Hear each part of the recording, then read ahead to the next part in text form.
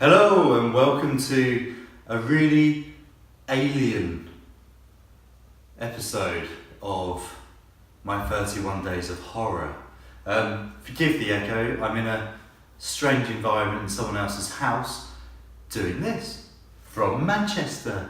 Anyway, I was going to do a different film tonight and save this one for tomorrow, but I can't wait.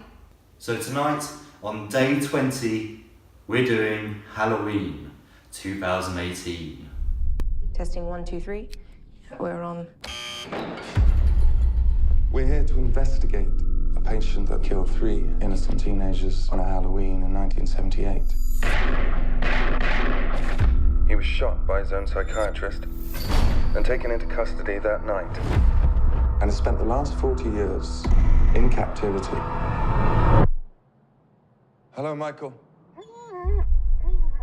I have something you might like to see.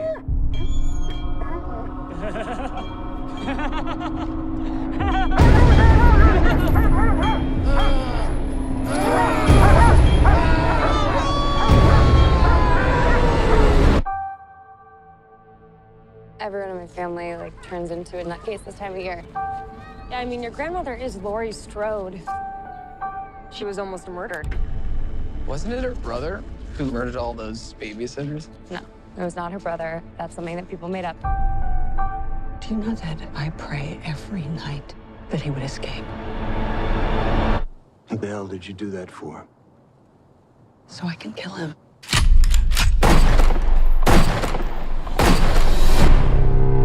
Dad, look out!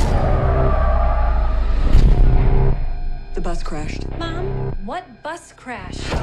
Michael escaped.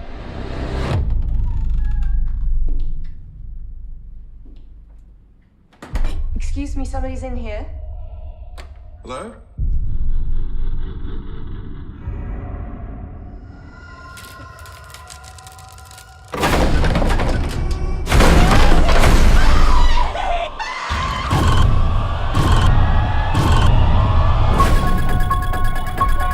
He's waited for this night. He's waited for me. I've waited for him. Get out of the room! Get inside!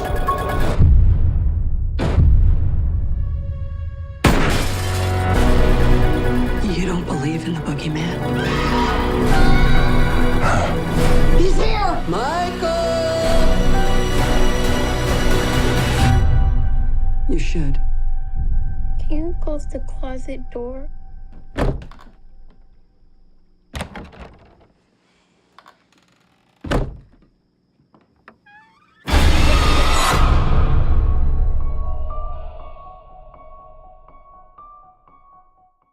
I'm not going to try and spoil this for you because I really want you to see it.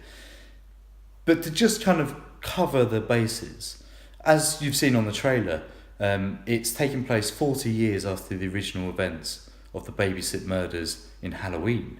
We open on a pair of journalists researching the Michael Myers and Laurie Strode relationship.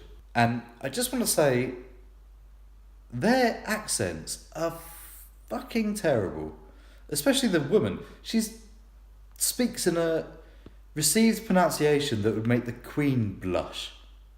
I'm just going for number 2. Was really distracting, but anyway. Their aim is to try and bring Michael and Laurie together to see what happens. But in the end, fate makes the decision for them. As the events of the film take place, we see Laurie and Michael work their way towards each other to have a final duel, and oh yeah, it's great.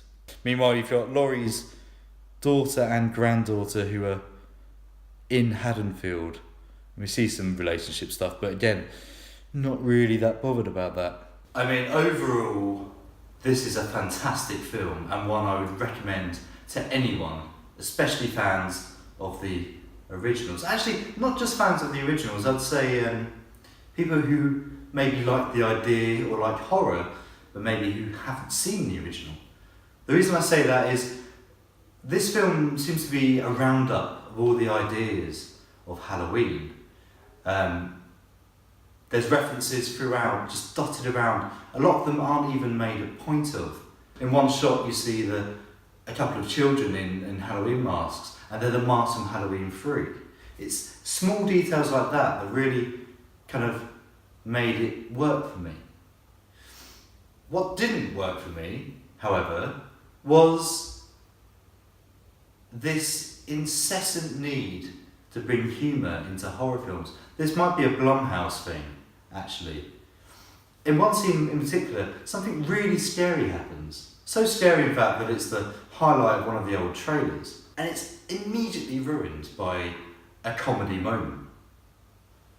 I get that people want to laugh, but it just ruins the tension. This could have been a really solid horror film that puts everyone on edge, and yet,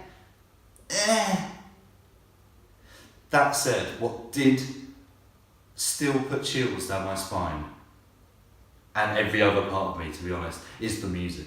You will hear everyone bang on about this music for one reason. It's the bloody best. John Carpenter has been brought back to add some legitimacy to the proceedings, and it works so well.